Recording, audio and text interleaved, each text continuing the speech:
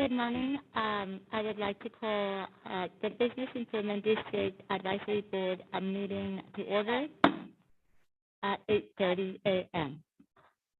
I would like to announce who's present and absent. I have all board members present except for Board Member Nolan, which will be absent. Board Member Hurst, would you please lead us in the pledge of allegiance?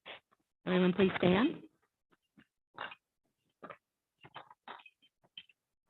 I pledge allegiance to the flag of the United States of America and to the republic for which it stands, one nation, under God, indivisible, with liberty and justice for all.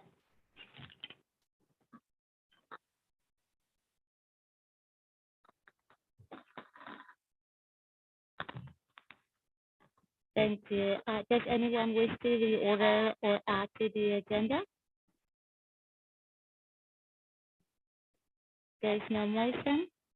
I'm moving to public comment. I would like to open the public comment period. At this time, I'm going to invite the members of the public to address the board on items listed on the agenda. I'm going to announce that speakers and they are limited to 3 minutes speaking once on both on and off agendas items. Yes. This is your time to speak uninterrupted. Public comment is limited, timed up to 30 minutes. Once recognized, speakers should advance to the podium, state their name and subject matter they wish to discuss. A question should be directed to the presiding officer. I'd like to invite the public comment requesters to speak. Did you receive any? Thank you. At this time, we received no request via the public comment email to give comments. And once again, if there's any in attendance via the Zoom meeting, if you would like to give public comment at this time, please use the raise hand icon so that we can identify you and allow you to give comments. Thank you. At this time, we have no request via the Zoom attendees to give public comment. Okay, I'm gonna close the public comment period at this time, and I'm gonna invite each individual board member to provide a statement report. Board Member Jarvis, nothing to report at this time. Board Member Klingler, nothing to report. Board Member Nolan is absent. Vice Chair Hurd, nothing to report. Chair Snyder, nothing to report. I'm gonna invite to the director and staff liaison to provide statements. Thank you. I'm moving to item number 2, special items. I'm going to call the Chamber of Commerce President, CEO, Joe Sina, to report. Welcome, Joe.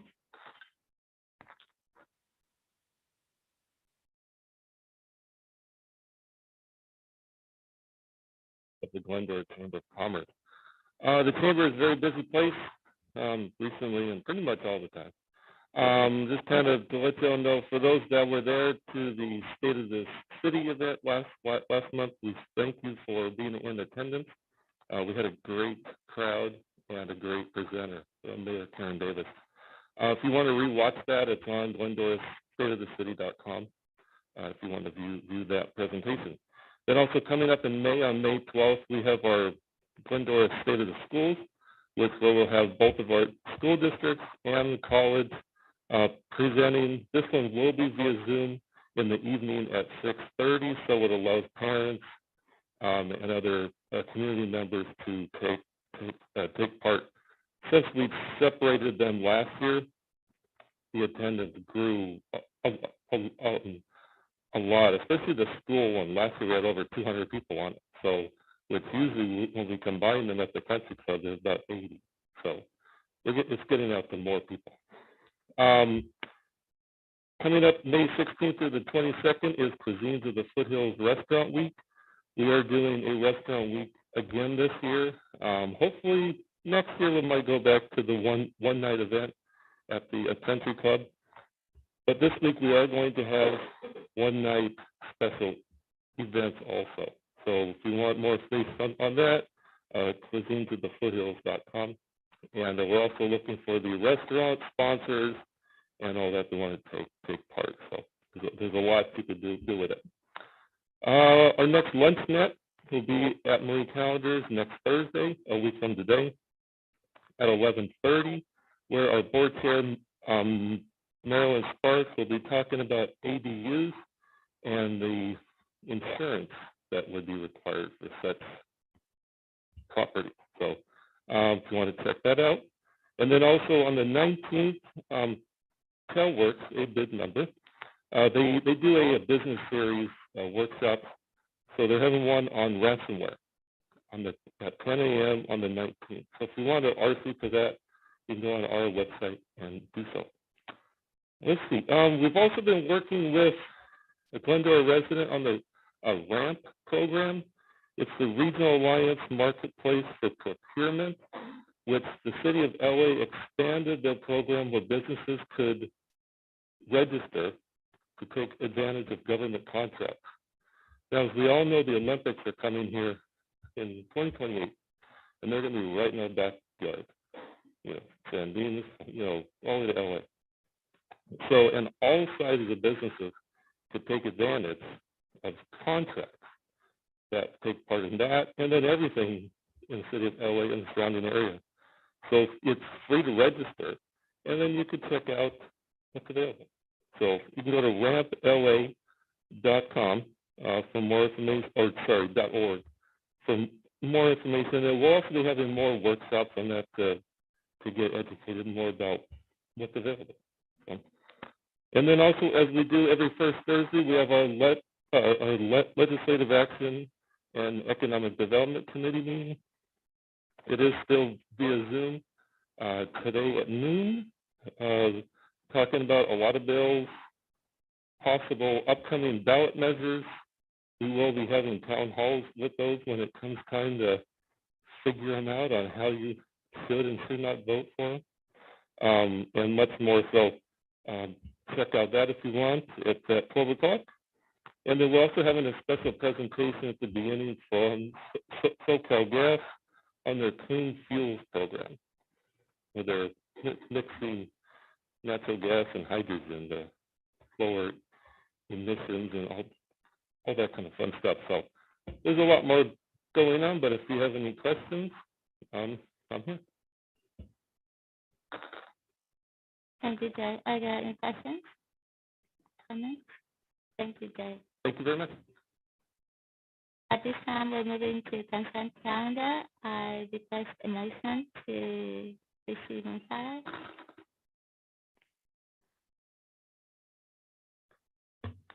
Thank you. We have a motion by Board Member Jervis, a second by Board Member Klingler. If we can please vote. Thank you. That carries 4-0 with Board Member Nolan absent. Now we're moving to member agenda items. We have none. And now we're going to move to item number 4. So finished business, Untitled event plan and update. I'd like to invite the Housing and Economic Development Manager, Valerie Velasquez, to report. Thank you, and good morning, everyone. So we're going to go ahead and give you an update on the Wine Walk and the Talk Festival. Go to the next slide, please. Oh, yes. So as you recall, at this last bid meeting, the board went ahead and selected an event coordinator on March 3rd. And once she began, she went ahead and reached out and met with myself as well as Jana to discuss the Wine Walk and the planning for that. And then she also went ahead and met with the event chair from last year on the Talk Festival, as well as the Glendora's Got Talent, to go ahead and discuss the Talk Festival and Glendora Has Talent. And in her meetings with them, they highly stressed that it would not be a good idea to move forward with the Talk Festival this year. And the reasoning for that was the amount of time that it takes to go ahead and outreach to past participants, get the registration set up. And in addition, they expressed that typically there was conflict with getting sponsorships both for the Wine Walk and Talk Festival in past years, and those were typically spread out further than they would this year, so that would be additional conflict with that. And if we were to postpone it a little bit further into the month, then we have an issue with the heat and being too hot to have the artists sitting out on the sidewalk. So at this time, the recommendation would be to postpone the Talk Festival perhaps into the fall or to next year. We can discuss that at a later meeting. But at this time, the focus would be to focus on putting together a very good wine walk and have that return this year. Next slide, please. So the wine walk has been scheduled for June 25th. That is the last Saturday before the end of the fiscal year. We went through the different Saturdays up until then, and there was a lot going on with returning out of COVID and just a lot of busyness, and so this was the best date that would be available. Similar to past years, it would be 6 to 9. Check-in will be earlier. There will be the street closure once again. Outreach has already begun to the bid members to become a pour station. Price will be the same at $180, which is just a partial fee for what they actually receive, which is 3 cases of wine. It covers their ABC license, and it's enough wine to go ahead and give a 1-ounce pour to at least 900 participants, and then there's a wine opener. They'll each be asked to include an appetizer or some kind of food item to provide to at least 500. That's at their own cost.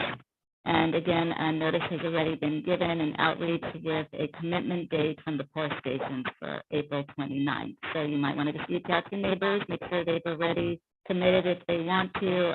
Priority for wine selection, whether it be red, white, or sparkling, is based on first commitment received with their actual check receipt as well.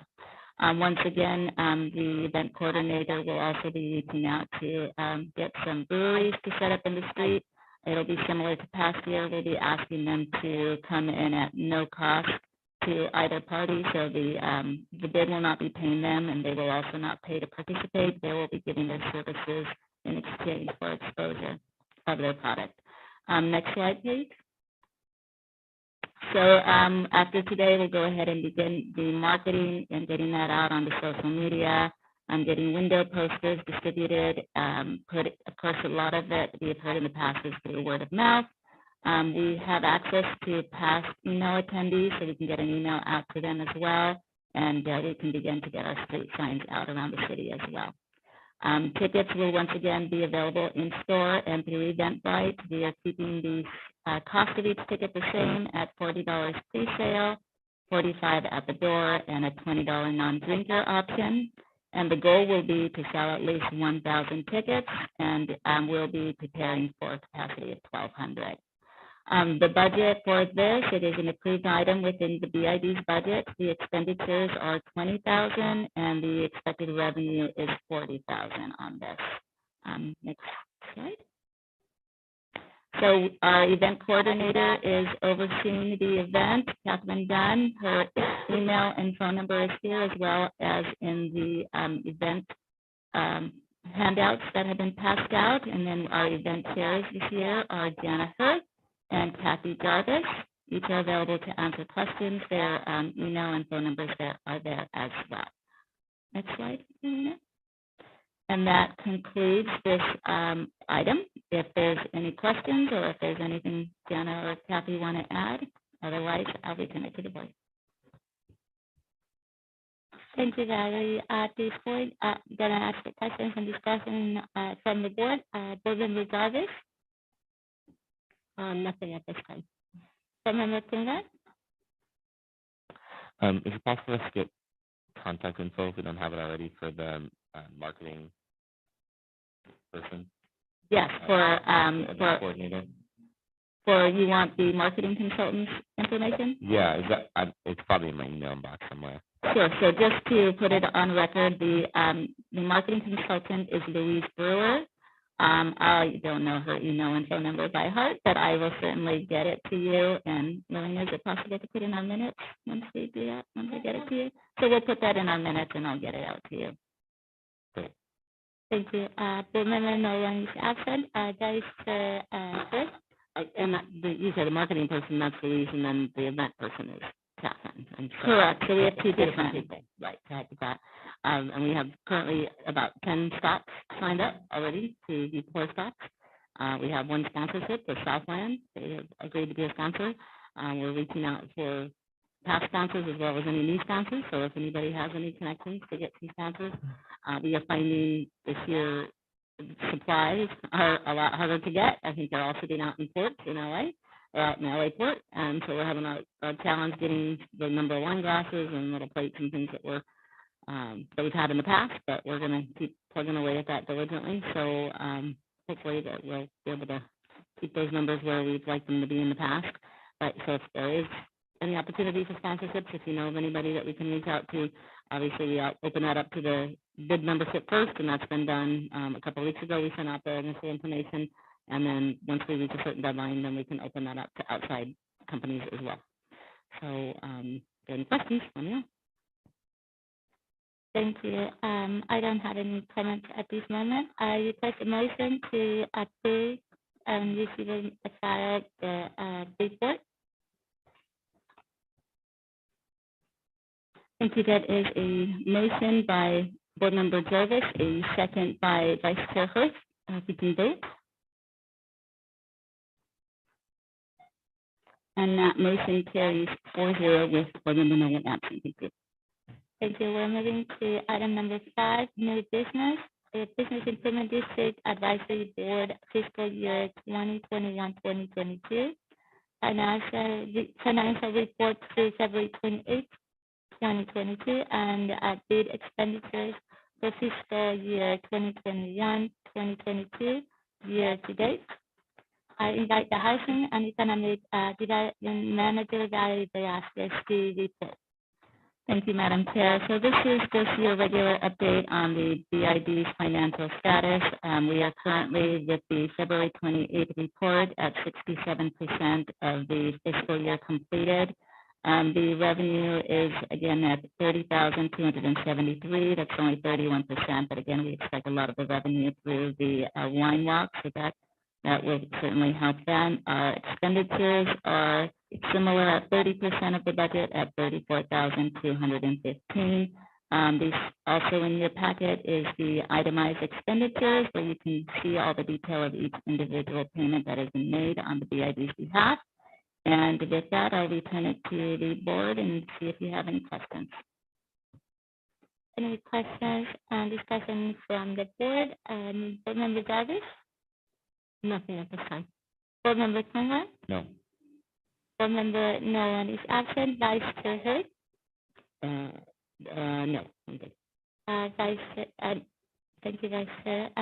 Chair Snyder? None. At this moment, I request a motion to receive and file the report. Thank you. We have a motion by Vice Chair Hurst, a second by Board Member Jarvis. You can vote. And that passes 4-0 with Board Member Nolan absent. Thank you.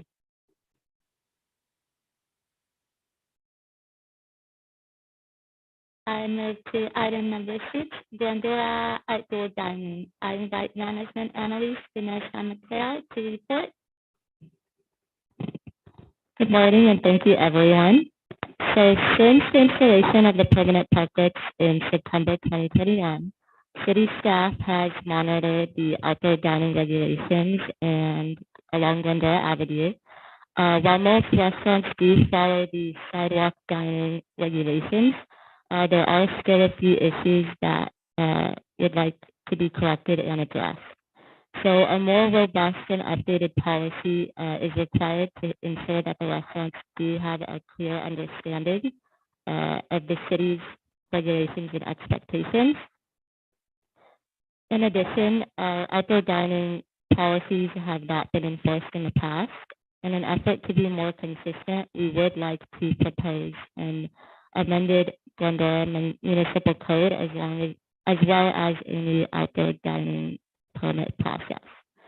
Staff does plan to amend the Glendora Municipal Code by adding more language and also updating existing language, as well as revising, the permit process. with insight and feedback from the Business Improvement District that does allow staff to gain more insight from, existing business owners, as well as their input and perspective. Specifically, assistance from the bid will consist of meeting with staff to help develop the new regulations. City staff is recommending that the bid advisory board does appoint 1 or 2 members to assist staff with the development of the new outdoor dining permit process. Thank you.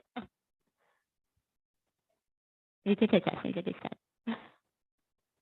Any questions, discussion from the board? Board member Davis? No questions. Board member Conrad? What's the main problem that you guys are trying to solve, or the thing that's not being followed? So the main problem, for the most part, people or restaurant owners are following the regulations that we have. However, we do have a few issues regarding like ADA compliance or structures, that sort of thing. Also, in general, our outdoor dining does need to be updated just because there is no section on parklets. And I do invite Jeff to look at that. So we're trying to get control of the public right of way. There are a lot of tables and chairs arranged in places that they shouldn't be, that block pedestrian travel.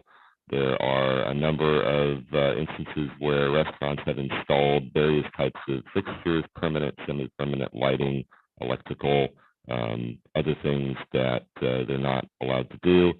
And, while I think the city has taken an approach, especially through the COVID pandemic, to be accommodating, where we could, as the pandemic is sort of winding down, hopefully, fingers crossed, we need to go to back to a more, I think, traditional way of regulating the public right of way. And so we've made efforts, over the past, year or more since the parklets have been installed to do it through conversation and communication. But, the traditional role of the city as a regulatory agency is to set guidelines and to require that those who are using the public right of way to adhere to those guidelines. Cool, that's helpful. Is it necessary to do a permit as opposed to making it a municipal code? Yes, it is, because the city has to approve the number, location, arrangement of tables and chairs. So we need to know exactly, somebody needs to actually put pen to paper, develop a plan, show us where they're going to do it, and then the city has to approve what they're doing. Because if it's just comply with the municipal code, then there's lots of ambiguity as to what it is the city is allowing or not allowing. Accusations of the city being unfair or treating people differently. And so we need to have consistency also when we go out to enforce something. If we're going to hold people accountable to where they put tables and chairs or what they're allowing, if there are additional things put out that weren't part of their approved permit, if they're arranging chairs, tables, and umbrellas in a way that isn't consistent with the permit, we need to be able to go out, provide official notice, and if necessary, cite, and also, if necessary, physically remove things from the public right-of-way that people have placed out there without permission from the city. Thanks. And this would be more on the sidewalks, not necessarily, on the parklets, because the city provided the items when that parklet was built out, we provided the tables and we didn't provide the tables and chairs. The city provided the parklets. Oh. And so the city paid for and installed the parklet. So that's the city placing an item in the public right-of-way. Okay. Anything else that's in the public right-of-way, and the sidewalk, when I say public right-of-way, it's anything that is not private property. So that includes sidewalk, curb, parts of the street that are being used for outdoor dining and other things. So the city installed the parklets. The city entered use agreements. So every business that's using a parklet has a signed agreement with the city on the terms for the use of that parklet. Some of those terms are not being complied with, and so this is also part of the problem. And so we need to, the council really also, you watched the last council meeting, also feels very strongly about providing a consistent look and feel to the tables and chairs and things that are put out there, to making sure there's an adequate pedestrian, path of travel on the sidewalk, because if you go certain places, it can be very difficult to navigate in and out of the tables and chairs in some places. And for folks who have installed things like lighting and other things in the public right of way to make sure that those are removed. So, for example, all the tables that are outside certain stores, so not directly in front of the restaurant, but like next door, like in front of other stores, are those going to be removed? Is that kind of like part of the Yes, plan? we're going to require that those. I think really the goal is what we're going to be focusing on is to keep sort of what we're calling the main pedestrian walkway, which is really from the building about at least 5 feet out from the building, free of tables and chairs. Any tables and chairs that are in the sidewalk area be between really that brick ribbon area and the curb, and then to regulate the look, color of the tables, chairs, and umbrellas that are in there, and then also require. There's a few instances of there are signs in the public right of way. There is lighting in the public right of way, and some other things that we're going to require to be removed. And then in the case of specifically the village eatery where that seaside and then the part that like that guard that like damaged, is that going to be replaced or? Yes, or actually, the replacement parts have been ordered, but they are ordered from Europe. shipping delay? So shipping delays are a result of that. But yes, and that's a city-owned parklet, and so we are going to cover the cost. The city is going to cover the cost of replacing those damaged rails by the tree. Will businesses that have already purchased outdoor furniture be required to buy new outdoor furniture that complies with the? In some cases, they might be, particularly with umbrellas, because we're heading in the direction of a solid color umbrella using primary colors only. So stripes, lettering, other things in umbrellas will not be permitted. Could we also create like some sort of grant that would give people funds to buy things? We haven't, in terms of setting aside more money. At this moment, we're not, planning to do that. I think the feeling of the city, kind of as reflected by the council comments, is that the city is providing basically a large area to increase customer capacity at restaurants at virtually no cost to. We're not charging rent. I mean, if we were a private property owner, we'd be charging per square foot rent and have a triple net lease or something like that with somebody. We're not doing that at all. We're simply all we're doing is we're asking if you're going to use the public right of way, just abide by the rules that we establish. That's all we're asking. And so we're not going to provide any more money for tables and chairs at this point.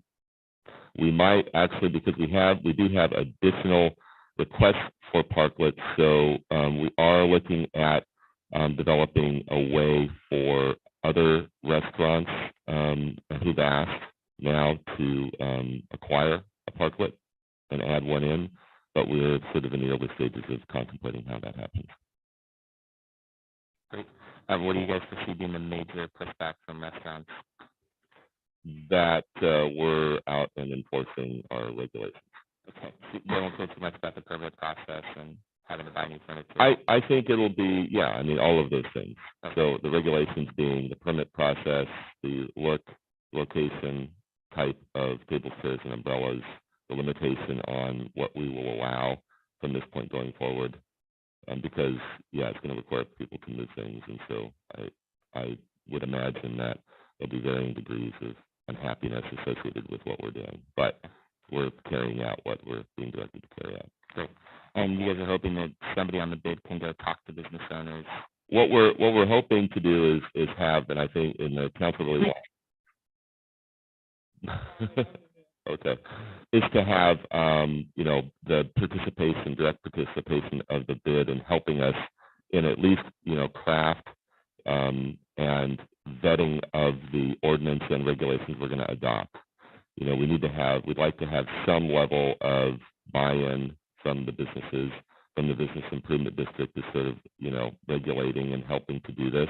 The businesses, the BID board has a direct interest, as much as the city, in ensuring quality, look and feel, consistency in the village. And so we're looking for that support from the board. That's why we're asking for one or two members to, as we're crafting the application requirements the submittal requirements that, and especially having, Mr. Nolan as a restaurant owner and maybe one other member to kind of, help guide us where we're going to have problems, where there's going to be conflicts, because we don't know everything. We're trying to do something here that creates consistency, but we need to have some buy-in and help from the bid board directly. Thank you.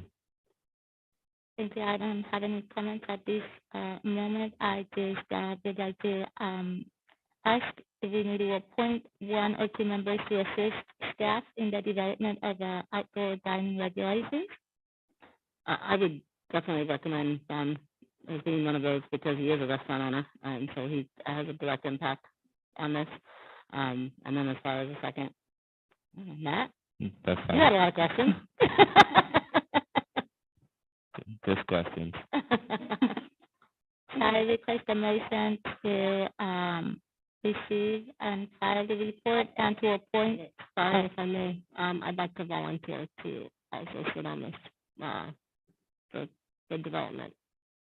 So what we're looking for, the action would be really just consensus from the board on the two members that are going to participate. I don't necessarily need a vote, just if we have one volunteer, and I think we're telling Don Nolan that he's going to be doing this. That's sufficient. Yeah, so it will be a vote because it's an action that they're taking. So as I understand it, then it would be to approve the recommendation and appoint board members Nolan, Jarvis, and Klinger to assist staff.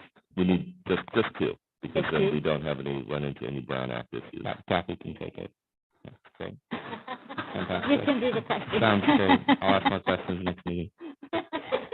Thank you. So then that is to request BID to appoint board members Nolan and Jarvis to assist staff in development of outdoor dining regulations. You can request a motion. Thank you. That is a motion by board member Klinger, a second by Vice Chair Hurst. You can vote. And that passes 4-0 with board member Nolan absent. Thank you. Thank you. I invite the board members and staff to make any closing comments. Board member Jarvis, Nothing at this time. board member Klinger, No comments.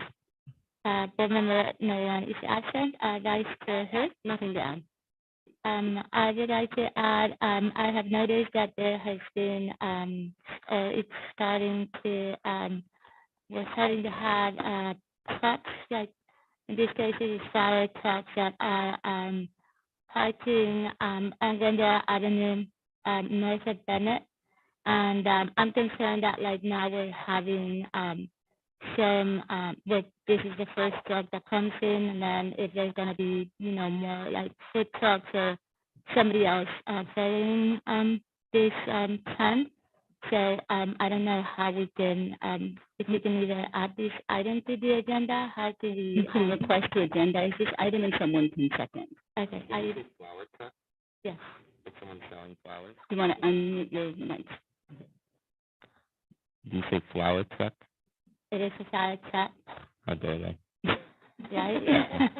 And then my concern, I mean, I understand, I totally believe in, like everybody making a living and everything, but my concern is that now we have a fire truck, it could be like a food truck or, jewelry, clothing, etc., like this north of Bennett. And I'd like to make a motion to address this on our next meeting. Is there a second? I'll second that. Thank you. That will be agendized. And just to add to that, what we can do is we'll prepare a little presentation on, we do have a permitting process for street vendors and sidewalk vendors. So they all are required to have permits from the city if they're going to legitimately do that. So we'll report on that next meeting. Thank you. Yeah, because there was they do have a license, so it is, because we're in the village. Discussing the matter of the agenda item can't happen now, but you can agendize that topic for the next meeting. Thank you. Okay, it is time to adjourn this meeting, and the time is 9:05.